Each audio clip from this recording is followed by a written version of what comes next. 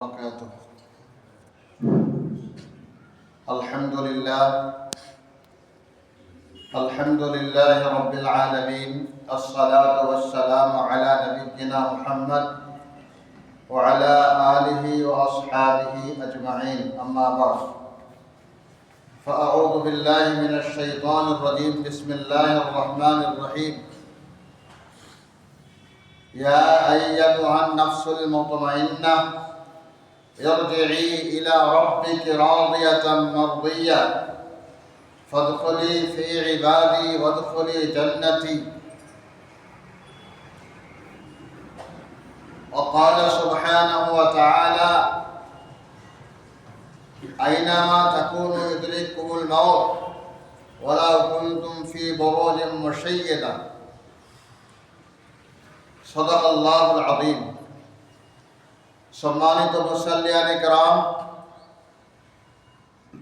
আপনাদের সকলকে আন্তরিক মোবারকবাদ, প্রীতি ও শুভেচ্ছা জানিয়ে সে মহান আল্লাহ তাবারক ওয়া তাআলার প্রশংসা করছি, যে মহান আল্লাহ তাআলা আমাদেরকে তার জুমার নামাজ আদায় করবার জন্য পবিত্র দিনে এবং সময়ে উপস্থিত হওয়ার সুযোগ দিয়েছেন। তার কৃতজ্ঞতা জ্ঞাপনার্থে আমরা পড়ে নিচ্ছি আলহামদুলিল্লাহ। অসংখ্য ও অজস্র দরুদ ও সালাম বর্ষিত হোক রাসূলুল্লাহ সাল্লাল্লাহু আলাইহি ওয়াসাল্লামের উপর, যার আবির্ভাবে আমরা আল্লাহকে চিনতে পেরেছি, আখিরাত সম্পর্কে আমরা জ্ঞান পেয়েছি। তার প্রতি অজস্র দরুদ ও সালাম বর্ষিত হোক। সকলে পড়ি আল্লাহুম্মা সাল্লি আলা মুহাম্মাদ। আজকে যেখান থেকে আমি গত সপ্তাহে শেষ করেছিলাম, সেখান থেকে পুনরায় আমি আমার বক্তব্য স্টার্ট করছি।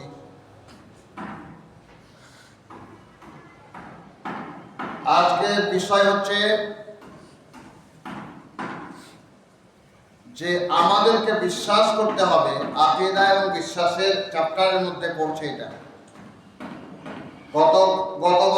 গত সপ্তাহে কি আলোচনা করেছিলাম যে কোনো মুসলমানকে কাফির বলা, বদদুআ করা,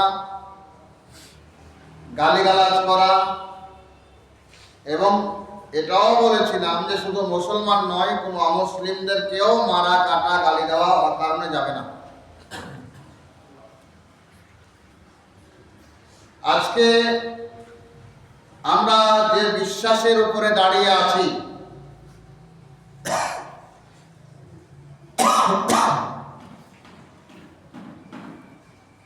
আমরা যে বিশ্বাসের উপরে দাঁড়িয়ে আছি তা হলো মানুষের মৃত্যু এবং মৃত্যুর পরবর্তী জীবন। এই কথা প্রসঙ্গে একটা গুরুত্বপূর্ণ কথা আপনাদেরকে বলতে হয়, তা হলো যে আপনারা জানেন যে আমাদের মূল বাড়িটা কোথায়। আপনার আমার আব্বাজান হযরতে আদম আলাইহিস সালাম ও আম্মাজান হাওয়া আলাইহিস সালাম, তাদেরকে আল্লাহ তাবারক ওয়া তাআলা যে বাড়ি দিয়েছিলেন, জান্নাতের বাড়ি, জান্নাত নামক বাগান, সেই বাগান থেকে তারা নিজের চুপ হয়ে যাওয়ার কারণে বা অনাকাঙ্ক্ষিত ত্রুটির কারণে আল্লাহ তাআলা তাদেরকে পৃথিবীতে পাঠিয়েছিলেন। আর আল্লাহ তাআলার উদ্দেশ্যও ছিল যে আমাদেরকে পৃথিবীতে পাঠাবেন। এক্সাম্পল, আমরা বিদেশ যাই, Africa, America, London, Dubai, Russia, অনেকে আমার দেশের মধ্যে বিভিন্ন স্টেটে শ্রমিকরা কাজ করতে যান, দিল্লি, উত্তরপ্রদেশ, মহারাষ্ট্র, কাশ্মীর। তো আমরা যেখানেই যাই না কেন, আমরা কিন্তু আমাদের বাড়িতে প্রত্যাবর্তন করি, আমরা আমাদের বাড়িতে ফিরে আসি, রাইট? ঠিক তেমনি ভাবে আমরা একটা লক্ষ্য এবং উদ্দেশ্য নিয়ে পৃথিবীতে এসেছি, আল্লাহ তাআলা পৃথিবীতে পাঠিয়েছেন।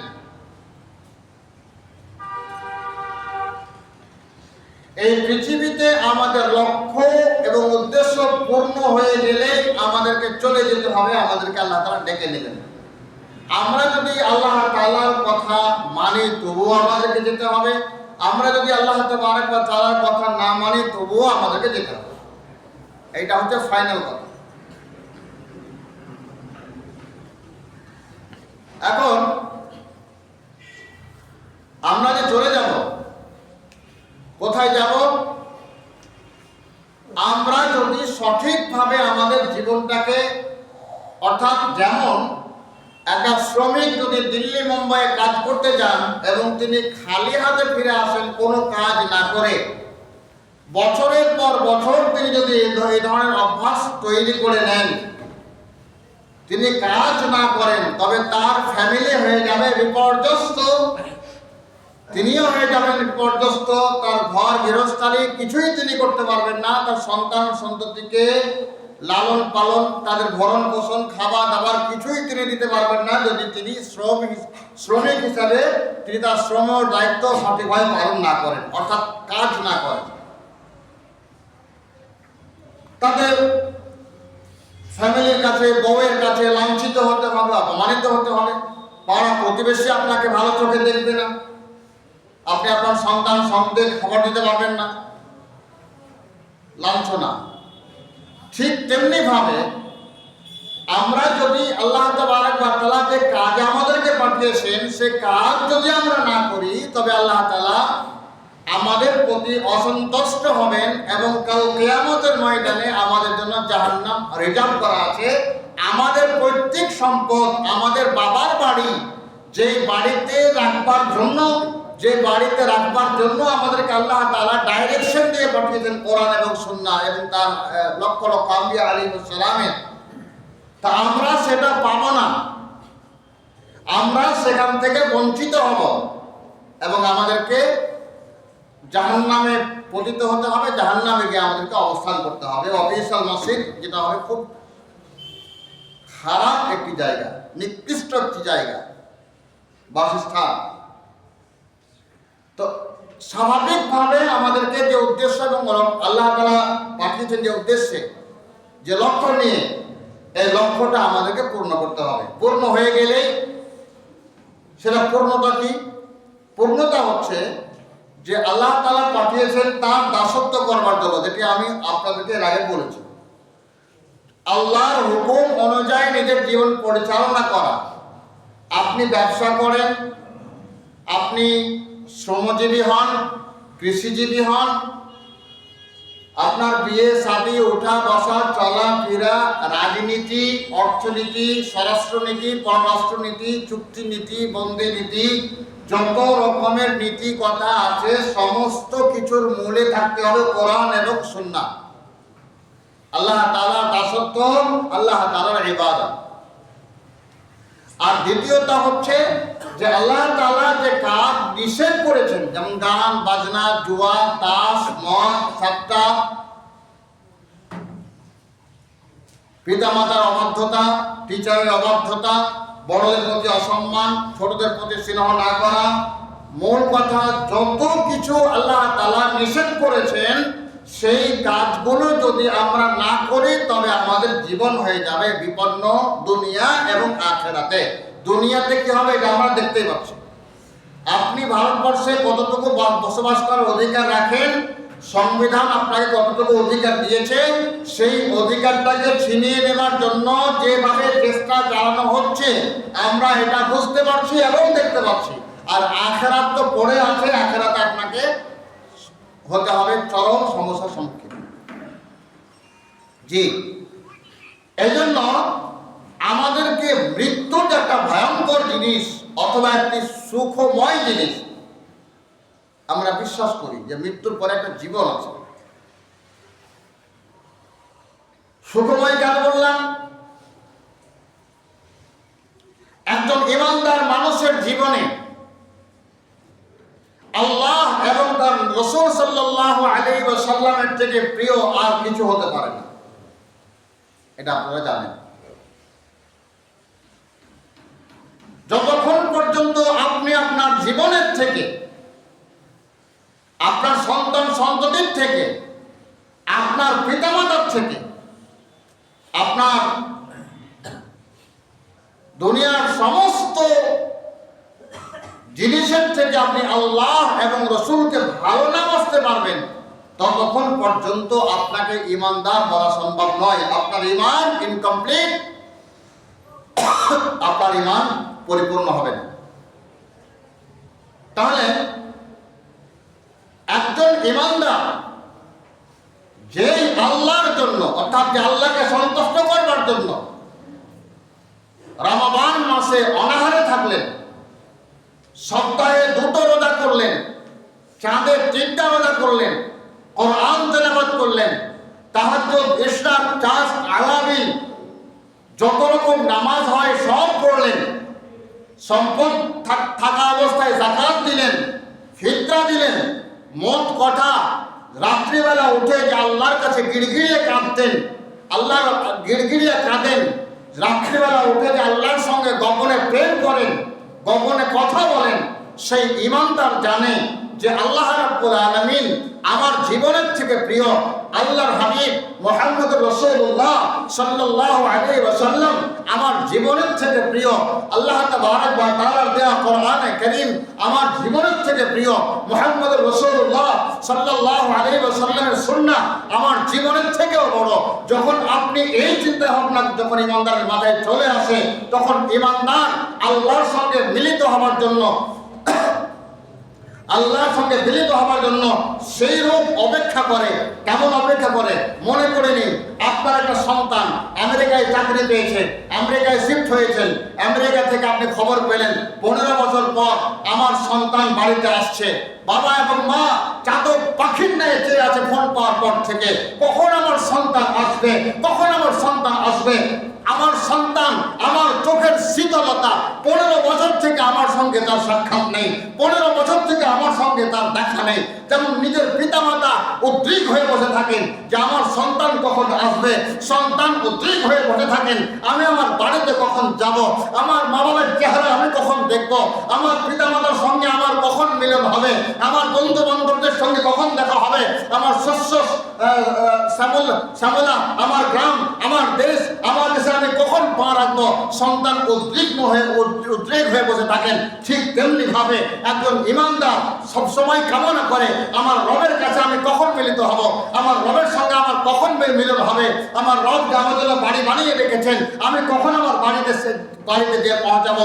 মানুষ তো ঈমানদার অনেক অপেক্ষায় বসে থাকেন। প্রিয় ভাই সাহেব, যখন আল্লাহ তাবারক ওয়া তাআলা সেই ঈমানদারের টাইম হয়ে যায়, ঈমানদারের সময় যখন হয়ে যায়, আমরা বিশ্বাস করি আকীদা এবং বিশ্বাসের মধ্যে একটা চ্যাপ্টার আল্লাহ তাবারক ওয়া তাআলার হাবিব বলেন, সঙ্গে সঙ্গে আল্লাহ তাবারক ওয়া তাআলা মালিকুল মউত অর্থাৎ জিবরাইল আলাইহিস সালামের নির্দেশক্রমে মৃত্যুর জন্য আপনার একজন ঈমানদার ব্যক্তির কাছে অনেক ফেরেশতা চলে আসেন।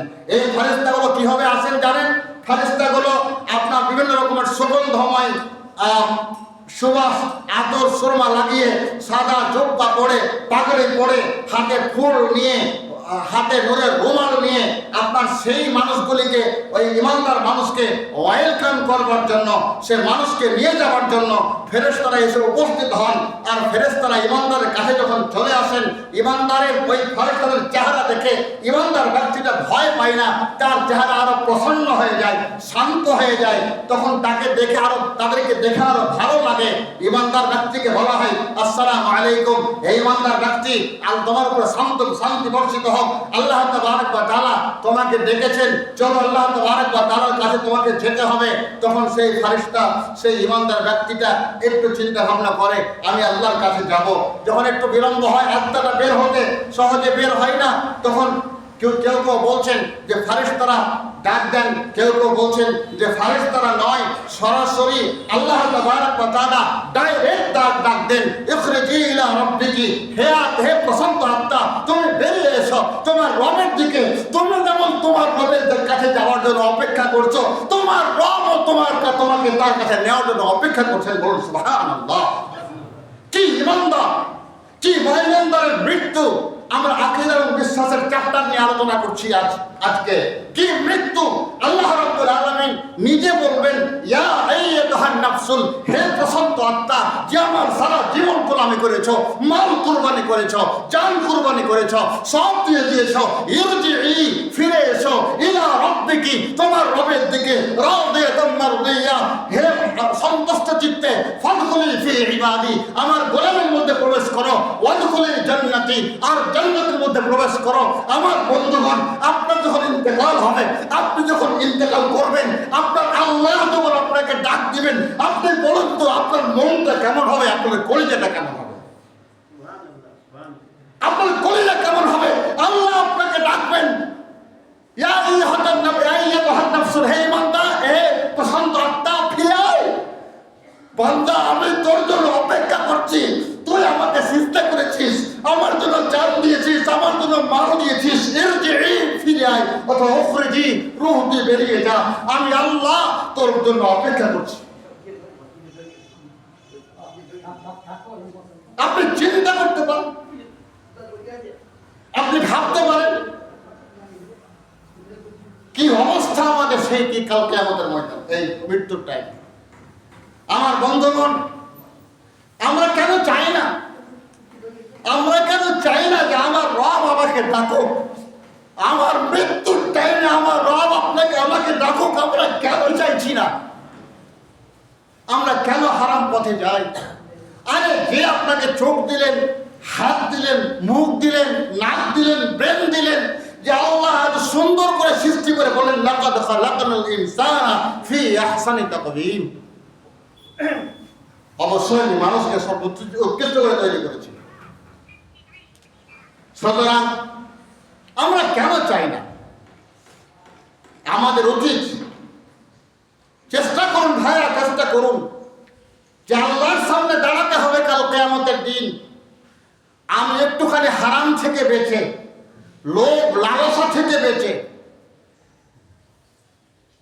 আমি যদি অন্যায় থেকে বেঁচে একটু সতর্কতার জীবনযাপন করি, আর মরার টাইমে আপনাকে, আমাকে, আমার রব, আপনার রব যদি সরাসরি ডাকেন, তবে কত না মজা, কত না আরাম, রূহটা আস্তে আস্তে বেরিয়ে যাবে। নবীজিকে যে আজরাইল আলাইহিস সালাম বলেছিলেন, ইয়া রাসূলুল্লাহ, আপনার উম্মত যদি আপনার সুন্নাত অনুযায়ী জীবন চালায়, কোরআন অনুযায়ী জীবন চালায়, ফরজ নামাজের পরে আয়াতুল কুরসিটা পড়ে, মায়ের কোলে বাচ্চা দুধ পান করতে করতে যেমনি ঘুমিয়ে যায়, আমি আজরাইল আপনাকে কথা দিলাম, ইমানদারদের আত্মা আমি সেইভাবেই কবজ করব। সুবহানাল্লাহ। চলো আজকে এ পর্যন্তই, আর যাওয়া যাবে না। আগামী সপ্তাহে বা তার পরের সপ্তাহে ইনশাআল্লাহ তাআলা, যেহেতু তার পরের সপ্তাহে অন্য সাবজেক্ট, সেসব ওই সপ্তাহে গোসল নিয়ে আপনাদেরকে গোসল করার প্র্যাকটিক্যালটা আমি দেখাবো আগামী সপ্তাহে ইনশাআল্লাহ তাআলা। আর এই কথাগুলো মনে রাখেন, মাথায় ঘোরান, যে আল্লাহ যেন আপনাকে আমাকে ডাকেন। আল্লাহ তাআলা আমাকে বলার থেকে বেশি কোরআন হাদিসের উপরে আমল করার তৌফিক দান করুন, বলি আল্লাহুম্মা আমিন। ওয়া আখিরু দাওয়ানা আলহামদুলিল্লাহি রাব্বিল আলামিন। আসসালামু আলাইকুম ওয়া রাহমাতুল্লাহি ওয়া বারাকাতুহু। যারা সুন্নাত পড়েনি,